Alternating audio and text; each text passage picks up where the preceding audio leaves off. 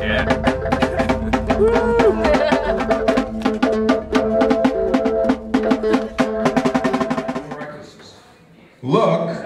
I'll just tell you just briefly what Look is about, and I'd love for you guys all to watch the videos, the DVDs that I've brought for everybody, and if you feel so inclined to write a good review and post it on Amazon or on Netflix, please do. I'd sure appreciate it. On IMDb, that would be awesome. Just tell them what are the screeners that we're giving out? The screeners that you're getting are some of the leftover Academy screeners we had, because Look, actually, interestingly enough, was eligible for Oscars.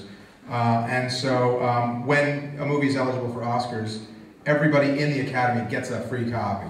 That's how all the voters see the movie. So just the fact that Look is on Jack Nicholson's shelf somewhere is awesome. But look, the concept of Look is that the average American is captured on surveillance camera more than 200 times a day. That's a true fact. And so Look follows 4 or 5 interweaving storylines over the course of a random week in a random city. But the whole movie is shot exclusively with surveillance cameras. And it turned out real cool, and it did really well, and it played theatrically for the first half of '08, and now it comes out on DVD May 5th. And we're also now prepping a television show version of it for Showtime, which starts airing in the fall. So,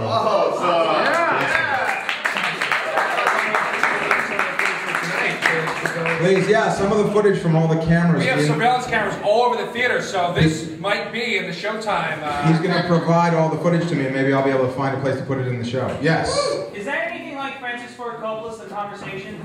Well, it's not a lot like The Conversation, because it's very different. But obviously, The Conversation and other movies are great inspirations to me. But Look it's different. You'll see when you see it. Got a question right here? Yes. May I have your autograph? Yes. I stole these from the back. That's fantastic. Yes, what's your name? My name is Jacqueline. Jackson. Jackson with a Q. Jackson? With a Q. How do I spell that? J-A-C-Q. Well, Adam's going to be around all night, so we can't have everyone autograph things right now. We got to move on to the next movie pretty soon, but we have some more questions. Kevin Marr. I had a question about The Dark Backward. I know Judd Nelson said he went and did stand-up to prepare for the movie, like as Marty Wall. Did you go to any of those performances? Did you go to any of the performances that Judd Nelson? Actually, if you look at the DVD that came out 2 years ago, The Dark Backward, there's a whole behind the scenes and actually going. There's some of the test stand-up footage. They did. But did you go to any of those? I have a very funny story about that, actually. Thank you. So when we made The Dark Backward, The Dark Backward was the first screenplay I ever wrote. I had no idea how Hollywood worked at all. I had moved to LA from Chicago. I just wanted to make movies more than anything. And I figured out the difference between making a movie and not making a movie was having the money to make it. I figured that was all there was. There was no magic to it. So I wrote my first script, which was The Dark Backward, which that's the first and only time when I was writing, I never thought about any of the things that you're sort of trained to think about when you're living in Hollywood pursuing filmmaking, which is this castable? Is this financeable? Is this releasable? I didn't think about any of that. Obviously, you've seen the movie.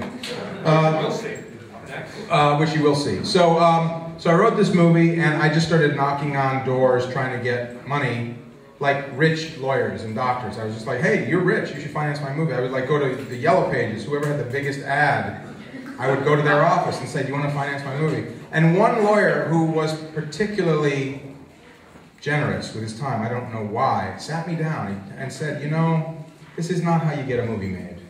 You need to approach production companies and find people whose job it is to finance movies. And so I was pursuing it that way, and there was a whole bunch of different independent film companies in those days than there are now. And I met a young producer named Brad Wyman who produced it a couple years later. But we tried a million different ways to get the movie financed, and all of them failed. And at that time, Judd Nelson was a big movie star, and Brad grew up in LA and knew the whole Brat Pack. They were all the big young stars of the time. And Judd wanted to do things that were different than Brat Pack style movies. And so he had read The Dark Backward and said, I'm going to star in it. And Brad, as the producer, knew, well, Judd Nelson starring in a movie guarantees a green light. So he came to me and said, Judd Nelson's going to play Marty Mull, and we can go immediately. With his name, we'll get the money lickety split. And I said, no way can Judd Nelson play this role. The role is a very nerdy, meek, weak guy. And I said, Judd Nelson's like a tough guy. There's no way Judd Nelson can pull this off. He said, well, meet with him, talk with him. You'll see. He'll convince you that he can do it. And I said to his face, I don't think you can play this role. He said, let me show you how pathetic I can be. He said, I'll go in disguise and do stand-up comedy as the character around town at open mic nights, and you'll see how just horrible I am and how pathetic I am. So the first place we went, he had this horrible like Ted Koppel wig on and like this really bad brown leisure suit and these thick glasses, and he was introduced as Marty Mull, and the microphone was like on a mic stand over here like this, and he didn't even take it off the mic stand. He just like walked over to the microphone and just like did the whole show like this. Like he was so nervous to even touch the microphone. And people didn't laugh, people didn't boo, people didn't fidget, people were like mesmerized. They were captivated because they couldn't believe that anybody could be this pathetic. And it was really at that moment that I knew he had to play the role. And he convinced me, and he did a great job. We subsequently went to several other comedy clubs just because it was then fun for us to do. A couple other places recognized him, so then he started doing it in clown face, and that was pretty weird. But anyway, yeah, that's a true story. And what? We have a very special guest. Yes, to bring up here. We have a very, very special guest. You may recognize him. Hold on, not yet. Yeah.